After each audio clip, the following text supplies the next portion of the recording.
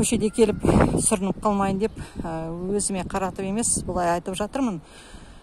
Біз ана Ақтауда фотографиядан көргендей, бір бейнеден көргендей, анда Ресейдің жалауымен кигіз үй тігіп қойыпты, білмеймін енді, соны мен ұқпадым, сосын ойлап отырмын. Соны көрдім де, енді ойлап отырмын, ол 100% арандату.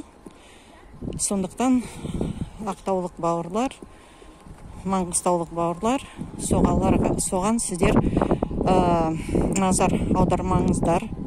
Оны бәртарыңыз өздеріңізді түсініп отырған шығарсыздар. Билікке жанжал төбелес керек.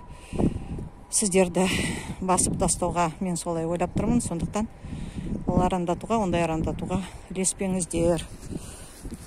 Сол, не Бейсенбай Тегруза апай, керекуден өкінішке орай мен өзім кінәлімін. Ана каналым бар, жастар жасап берген. Мен соны анда-санда бірдеңе қойып қоям. Блогер емеспін. Бір жағынан блогерліктің да пайдасы бар болушы еді. Егер блогер болсам, күнде бірдеңені қойып қойсам, тым болмаса адамдар көбейеді ғой. Енді тек қана менде үміт, мүмкін бөлісіп, сіздердің көздеріңізге жетеді деп, сол құлақтарыңызға жетеді деген тек қана не айтыр, сіздерді Алла тағала қолдап жүрсін. Тек қана соны жатпай тұрмай ойлаймыз.